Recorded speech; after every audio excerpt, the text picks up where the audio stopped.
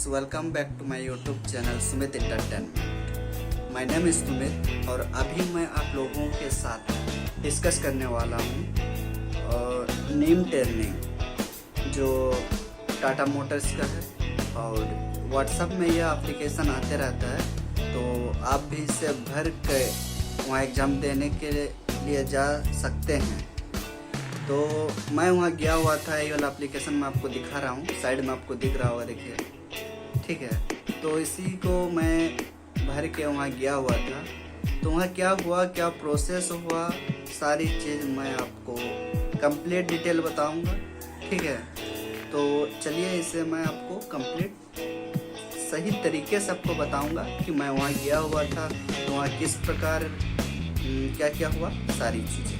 तो video skip मत कीजिएगा। यदि आप भी नेम टर्निंग के लिए जाना चाह रहे हैं टाटा मोटर्स में, तो आप ये वीडियो देख के ज़रूर जाइए, ठीक है। तो सबसे पहले आपको जो ये एप्लीकेशन है, ये कोई वेबसाइट में इसको नहीं डाला जाता है, ठीक है।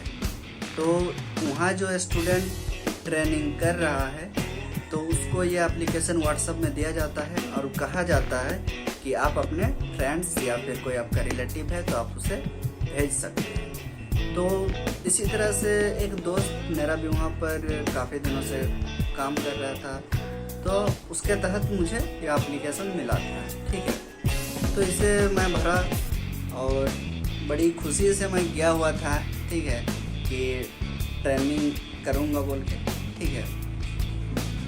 तो उस एप्लीकेशन में ऐसा कुछ लिखा नहीं हुआ था कि आपका क्या प्रोसेस है इसका, तो बस लिखा हुआ था कि इतना तारीख को इतना बजे और ओरिजिनल डॉक्यूमेंट के साथ आना।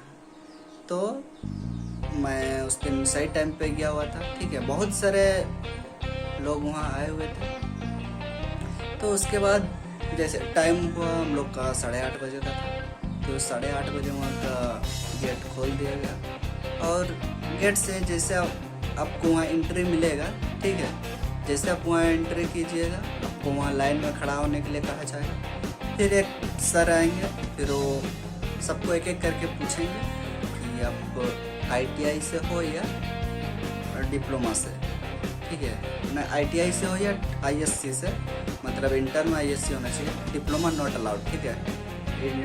ITI या फिर ISC, तो आपको कहा जाएगा कि ISC में आपका कितना परसेंट था, ठीक है।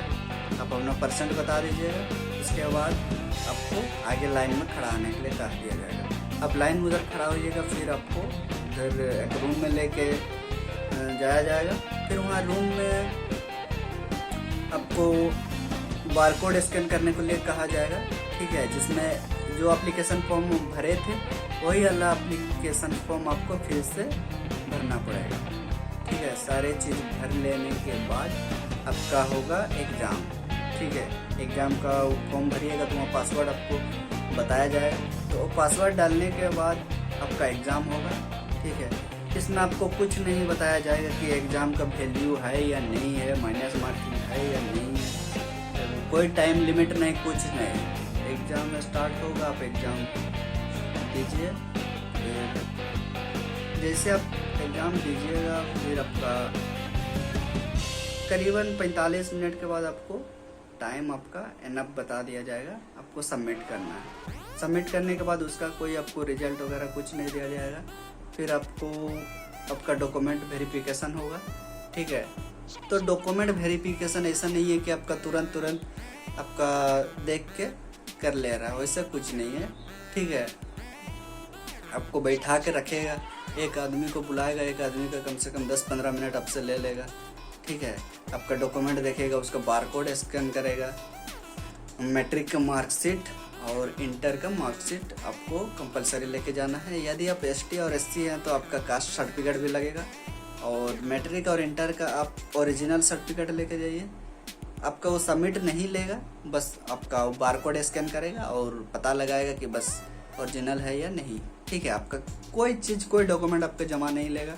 और आपको वहाँ पहले ही बोल दिया जाएगा कि अगर आप इस ट्रेनिंग अगर करना चाहते हैं तो आप अगर ISC से पास आउट है, 60% से अबव है, तो आपको कोई बाहर से आपका ग्रेजुएशन करना पड़ेगा आपको इग्नू के तहत, या फिर कोई डिस्टेंस से ही करना पड़ेगा, क्योंकि वहाँ आपका मतलब रोज़ दिन आपका ट्रेनिंग होगा ऐसा कहा जाता है। और तो आपको बाहर से करना पड़ेगा कुछ इस प्रकार, वहाँ से कहा जाएगा आपको, ठीक है। यदि आप ITI भी कर रहे हैं तो ITI से भी आपको बाहर से ग्रेजुएशन करना पड़ेगा, ये कंपलसरी है वहाँ के लिए, ठीक है। तो फिर डॉक्यूमेंट वेरिफिकेशन होगा आपका। डॉक्यूमेंट वेरिफिकेशन में आपको कुछ क्वेश्चन भी पूछा जाएगा, जैसे मुझे पूछा गया था कि ओम्स लॉ क्या होता है, उसका फॉर्मूला बताओ, ठीक है। फिर उसके बाद पूछा गया रेसिस्टेंस क्या होता है, फिर आर्थिंग क्या होता है। बस सिंपल सा क्वेश्चन यार आप अगर थोड़ा सा पढ़ लिए हैं तो आपको ये सब बच्चा लेवल का क्वेश्चन लगेगा, ठीक है। एग्जाम भी आपका जो होता है उसमें आपका रहेगा मैथ रहेगा, मैथ भी सिंपल रहेगा, और रहेगा आपका जनरल इंजीनियरिंग से रहेगा, और जनरल अवेयरनेस से कुछ क्वेश्चन रहेंगे, बस साइंस से भी कुछ रहेंगे। बस सिंपल है यार, एग्जाम का कोई टेंशन लेने का नहीं है, बस सिंपल क्वेश्चन रहता है, बच्चा वाला क्वेश्चन रहता है। तो फिर यही रुका के आपको रखेगा, फिर आपका डॉक्यूमेंट वेरिफिकेशन होगा, फिर डॉक्यूमेंट वेरिफिकेशन के बाद आपका होगा इंटरव्यू। तो अभी तक आपको कुछ नहीं बताया जाएगा, आपका होगा नहीं होगा कुछ नहीं। फिर आपका भी इंटरव्यू होगा, इंटरव्यू में लाइन लगवाएगा, लाइन लगा के एक एक जन को टाइम ले लेके ये करेगा, ठीक है। तो इंटरव्यू में ज़्यादा कुछ नहीं आपको बोलेगा, अगर आप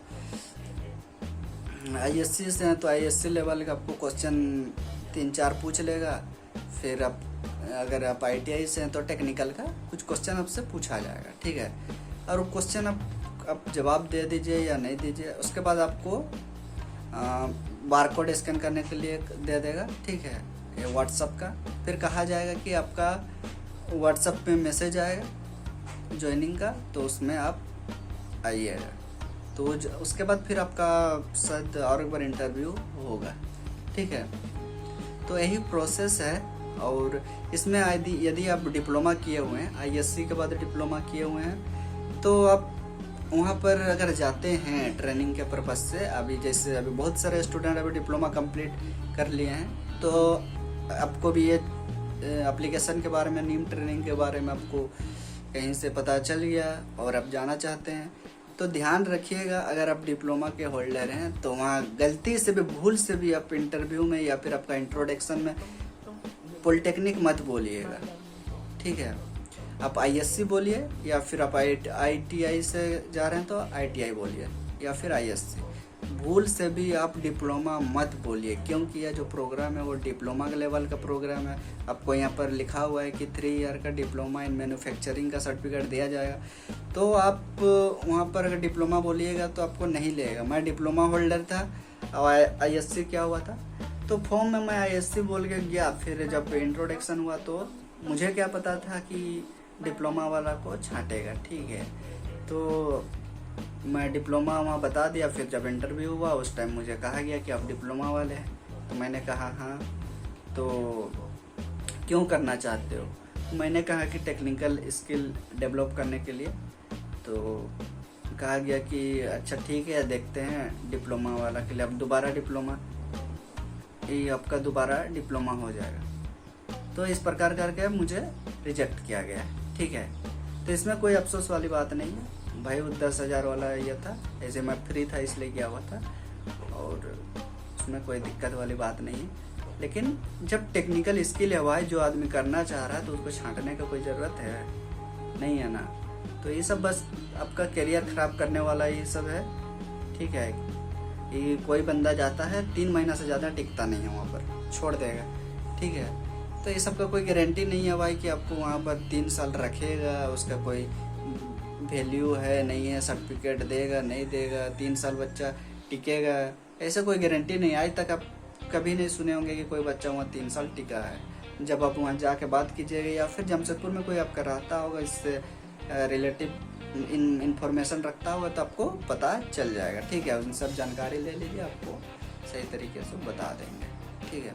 तो मुझे जानकारी मिला कि वहाँ कोई बंदा 3-4 महीना से ज़्यादा टिकता नहीं है। यदि आप फ्री हैं तो टिकिएगा, नहीं तो आप 12th कर रहे हैं उसके बाद ये टर्निंग डिप्लोमा के लिए करना चाह रहे हैं तो मत जाइए, वहाँ आपका कोई फ़ायदा नहीं होने वाला है, ठीक है। उससे अच्छा आप कहीं गवर्नमेंट वाला पॉलिटेक्निक वाला क्लियर करके वहाँ से पॉलिटेक्निक कीजिए या फिर आप ग्रेजुएशन कीजिए।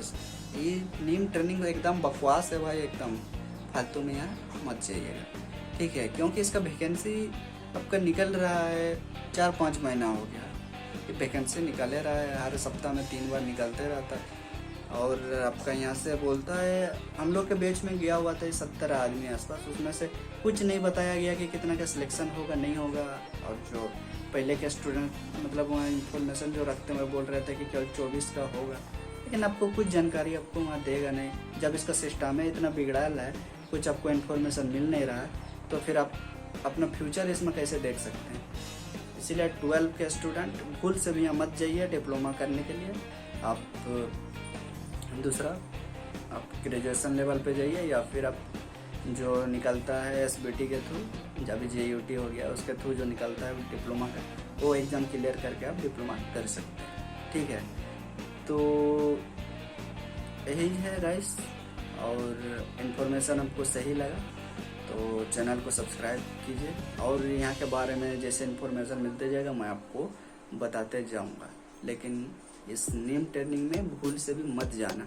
यदि आपको विश्वास नहीं हो रहा है मेरे बात का तो आप एक बार जाइए, और मैं जो बोल रहा हूँ वो आपको पता चल जाएगा, ठीक है।